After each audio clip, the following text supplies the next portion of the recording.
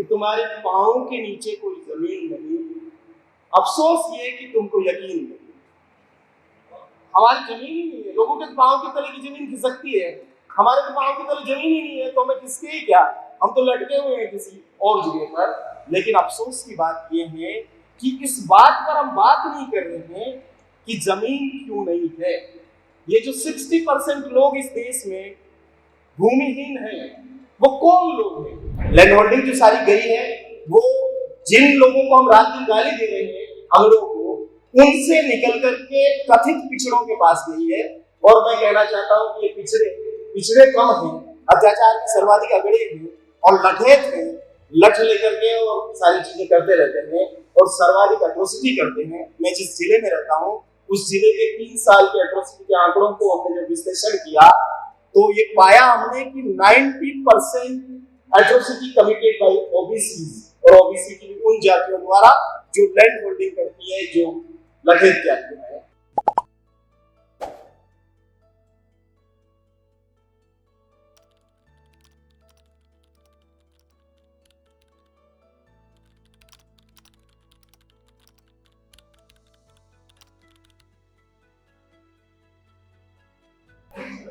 सबसे पहले तो मैं आपको बधाई दूं इस बात के लिए कि आपने अनुसूचित जाति पर केंद्रित एक स्वतंत्र संघ की स्थापना करने का साहस उस समय उठाया जब पूरी विचारधारा बड़ी गड्ढमगड्ढ हो गई है। कोई क्या फंडा के साथ करता है। और मुझे अच्छा लगा आपने कहा कि हम तो बहुजन समाज बनाना चाहते हैं, लेकिन बहुजन समाज हमें अपनाना चाहता है या नहीं चाहता, वो बड़ा सवाल है। क्योंकि सबको साथ लेने के चक्कर में हमारे लोग कहां रह गए, वो एक बड़ा सवाल चारों तरफ से उभर करके आ रहा है। इसलिए मैं इस बात के लिए कांग्रेचुलेशन देना चाहता हूं कि आपने अनुसूचित जाति पर केंद्रित ये संगठन का निर्माण किया और इस समय इसकी सर्वाधिक जरूरत है। और हमें बहुत दृढ़ता के साथ हमें अपने वर्ग की बातों को रखने का वो साहस करना चाहिए। हम पहले अपने लोगों के लिए करेंगे और उसके बाद तमाम लोगों के लिए करेंगे। हमें कोई गुरेज नहीं है किसी से, लेकिन हम चाहते हैं कि हमारे लोगों की प्राथमिकता बनी रहनी चाहिए। और राहुल जी ने जो प्रस्ताव रखे और उनके भाषण में जो बातचीत आई, उन सब चीजों से हमारी सहमति है। चाहे संस्थान निर्माण की बात हो, चाहे निजी क्षेत्र में भागीदारी की बात हो, इन सब बातों में हमारा समर्थन है। हम राजस्थान में लगभग इसी तरह की प्रक्रिया शुरू किए हैं और उसका नाम हमने रखा अनुसूचित जाति अधिकार अभियान राजस्थान। और उसका एक मैनिफेस्टो भी रिलीज हुआ अभी, और ये रिलीज होने से पहले 7,000 किलोमीटर की 50 जिलों की यात्रा निकाली गई, 100 जगह पे संवाद हुए और 10,000 लोगों के साथ बातचीत के बाद में ये डॉक्यूमेंट निकल करके सामने आया। इसमें हमने बहुत सारी बातें रखी। आप सबके व्हाट्सएप पर हम इसकी सॉफ्ट कॉपी भेज देंगे ताकि आप उसको देख सकेंगे। तो अब मैं थोड़ा विषय पे आता हूँ। वही मैंने पहले कहा कि वो एक्टिविस्ट बन जाते हैं विषय से। देखिए, एकेडमिक व्यक्ति होता है तो बहुत अच्छे से बात करता है। अनिल वालते सर ने बहुत अच्छे से बात करी, सुमित मास्कर जी ने बिल्कुल टू द पॉइंट बात। और हम इस बात के लिए क्या कहते हैं, बदनाम है कि पॉइंट पर तब आते हैं जब भाषण में 1-8 मिनट बचता है, तब पता चलता है कि विषय तो कुछ और था और हम बोल कुछ और ही रहते हैं। तो मैं वो गलती करने से थोड़ा बचना चाहता हूँ, क्योंकि आप पढ़े लिखे लोग मेरे सामने बैठे हैं, खूब सारे पीएचडी स्कॉलर हैं और बहुत सारे एकेडमिक लोग हैं। तो जो विषय है, मुझे लगता है कि इसमें साफ बात है कि अनुसूचित जातियों पर, अनुसूचित जाति की जितनी उपजातियों पे अत्याचार के हम मामले देखते हैं, तो हमें ये समझ में आता है कि इनका सीधा संबंध कहीं कहीं जमीन से जुड़ा हुआ है। भू अधिकारों, भू स्वामित्व से जुड़े हुए मामले, ज्यादातर भूमि के विवाद और भूमि की वजह से जो निर्भरता है, वो दलित अत्याचारों का एक बड़ा कारण बनती है। क्योंकि आज की जमीन आजीविका का बड़ा साधन इस देश में है, और केवल आजीविका से जुड़ा हुआ मामला नहीं है, जमीन प्रतिष्ठा और व्यक्ति की गरिमा से जुड़ा हुआ मामला है। हमारे यहाँ राजस्थान में, मैं राजस्थान से आता हूँ, वहां पर लोग गाड़ियों के पीछे लिखाते हैं ठिकाना और उसके आगे गांव का नाम लिखाते हैं। तो बहुत सालों तक मुझे समझ में नहीं आया कि भाई ये कुछ ही गाड़ियों के पीछे ठिकाना क्यों लिखते हैं और हमारे लोगों के पीछे क्यों नहीं लिखते हैं। तो बाद में समझ में आया कि ज्यादातर वो लोग जो जमींदार लोग हैं वो ये दर्शाते हैं कि हमारा ठोर ठिकाना है, और तुम जो भूमिहीन लोग हो, तुम्हारा कोई ठोर है, कोई ठिकाना है, तो तुम्हारा कोई मतलब नहीं। तो ये समझने की बात है कि जो जमीन कहीं हमारी है उसी से जुड़ा हुआ ये पूरा मामला है। और जमीन पर जब मैं बात करता हूं तो मुझे लगता है कि बाबा साहब अम्बेडकर ने जो गांधी जी को जवाब दिया और उन्होंने कहा कि मिस्टर गांधी, हमारी कोई मातृभूमि नहीं। और वो क्यों?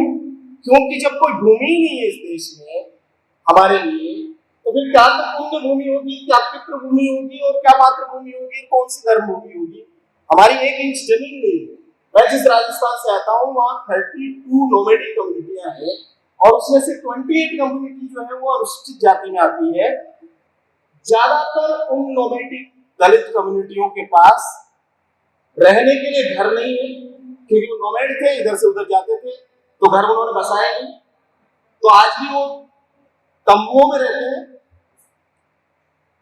व्यापार या कृषि करने के लिए कोई जमीन नहीं है, और यहाँ तक कि जब वो मर जाते हैं तो मर जाने के बाद वो उनके दाह संस्कार या दफनाने के लिए भी जमीन नहीं है। आपको सैकड़ों गांव ऐसे मिलेंगे जहां पर कुछ कम्युनिटियां, कालबेलिया जो स्नेक चार्मर्स होते हैं, ऐसी कम्युनिटियों के लोग जिंदा और मुर्दा एक साथ रहते हैं। वो जो तंबू, वो जो पूरा डेरा लगा के रखते हैं, उसी के नीचे उनका मुर्दा भी बना रहता है, उसी के ऊपर वो लोग रहते हैं।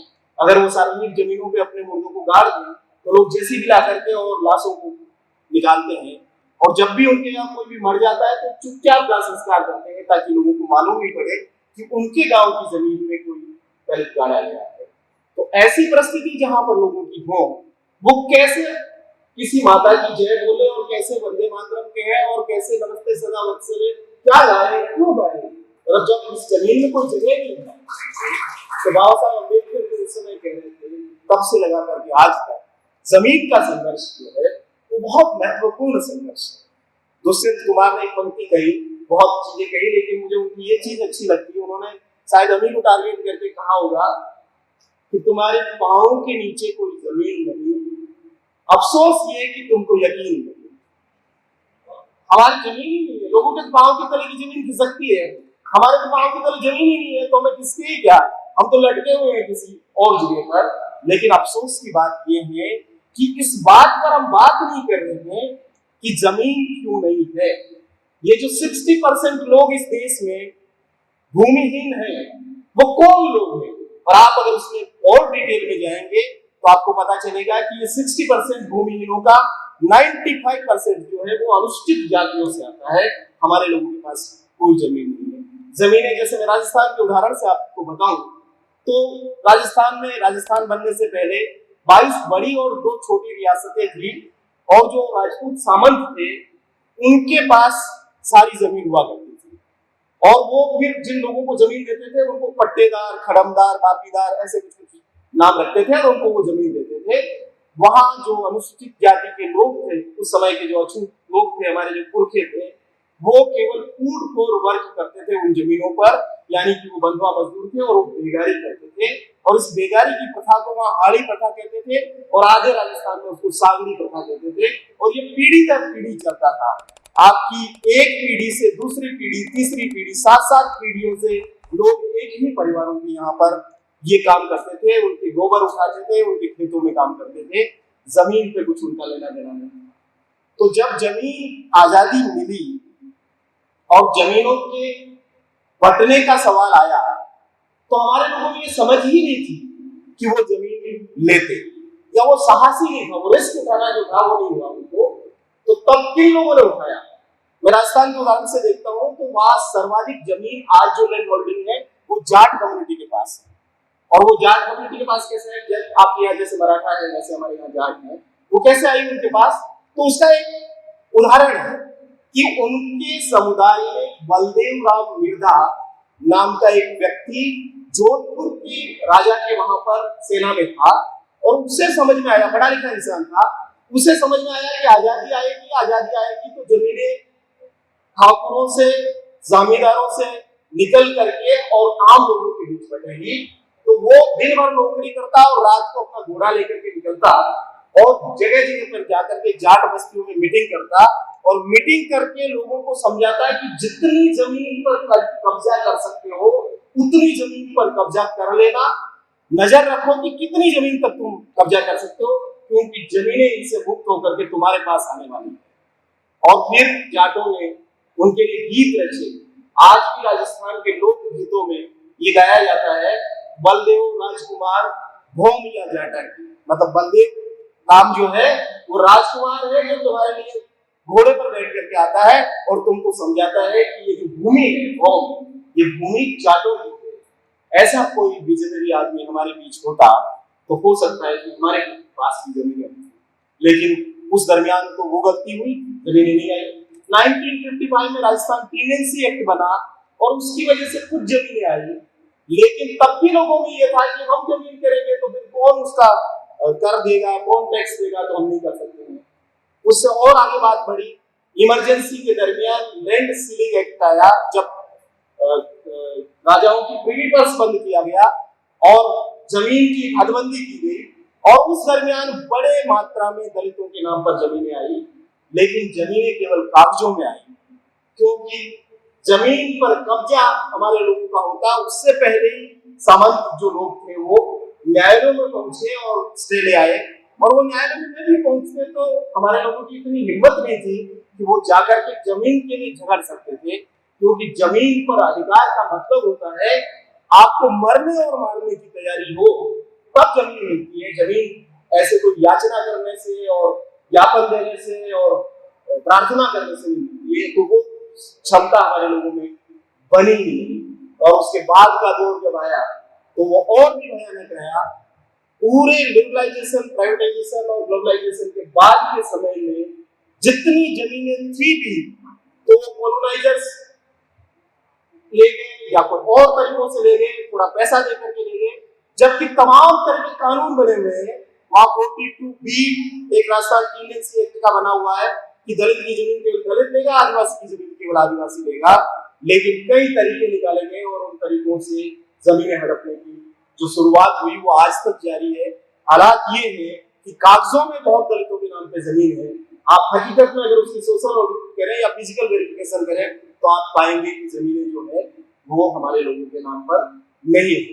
तो जब जमीन नहीं होती है तो दिक्कत ये होती है कि आपको लोगों के खेतों में काम करना पड़ता है, आपको उन पर निर्भर रहना पड़ता है, आपको गाय भैंस भी पालनी है तो उनका चारा भी उनसे लाना पड़ता है, और ये सारी निर्भरता तमाम तरह के अन्याय, अत्याचार और शोषण का जन्मस्थली बन जाती है। क्योंकि हमारी महिलाएं जब उनके खेतों में काम करती है तो उनके तमाम यौन दुर्व्यवहार से लगा करके जो कुछ हो सकता है वो शोषण होता है। जो लोग वहां काम करते हैं उनको मजदूरी पूरी नहीं मिलती है, उनके साथ मारपीट होती है, और जहां भी जमीन मिली है और लोग अपना अधिकार लेना चाहते हैं वहां इतने बड़े लेवल पे नरसंहार हुए हैं। कुछ ही साल पहले डांगावास एक गांव था, वहां पर 5 दलितों को कुचल करके मार डाला गया बड़ी भीड़ में, क्योंकि वो अपने ही नाम की कोर्ट द्वारा जीती हुई जमीन पर अपना अधिकार चाहते थे और वो वहां जाकर के कब्जा कर रहे थे। और इस बात को लेकर के पूरा गांव इकट्ठा हुआ और 400 लोगों ने हमला करके और 5 लोगों को मार डाला, 11 लोग घायल हुए। सीबीआई की जांच हुई, 40 लोग उसमें जेल में गए। लेकिन आज भी हालत ये है कि जब भी आप जमीन पे अधिकार की बात करो तो उसका मतलब होता है झगड़ा या फिर हाथ पांव को टूटना या फिर मौत होना। हमने राजस्थान के एट्रोसिटी के आंकड़ों को एनालाइज किया और पिछले 10 साल के आंकड़े हमें ये कहते हैं कि 30% एट्रोसिटी तो सीधे तौर पर जमीन के मामलों को लेकर होती है, और 20% और जो आगे की एट्रोसिटी है वो जमीन से जुड़ी हुई चीजों से जुड़ी हुई है। तो आप सोचिए कि 50% एट्रोसिटी जमीन के अधिकार और जमीन से जुड़ी हुई है। तो अगर अत्याचार के उन्मूलन की किसी भी परियोजना को सफल होना है तो उसके लिए बहुत जरूरी है कि हम जमीन की चीजों पर ध्यान दें कि इनको कैसे हम चीजें कर सकते हैं। मुझे लगता है कि आने वाले दिनों में जमीन को लेकर के और ज्यादा चीजें बढ़ेगी, क्योंकि जमीन जो जा रही है, लैंड होल्डिंग जो सारी गई है, वो जिन लोगों को हम रात दिन गाली दे रहे हैं, अगड़ों को, उनसे निकल करके कथित पिछड़ों के पास गई है।